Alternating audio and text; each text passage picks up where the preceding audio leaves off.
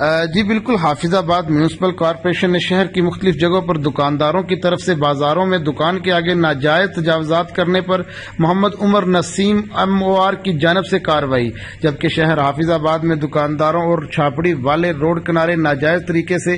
سامان فروخت کرتے ہیں، جس کی وجہ سے شہر بھر میں شدید گرمی اور رش کی وجہ سے عوام کو شدید مشکلات کا سامنا کرنا پڑتا ہے۔ غیر قانونی طور پر چھاپڑی فروشوں کے خلاف محمد عمر نسیم MOR کی زیر نگرانی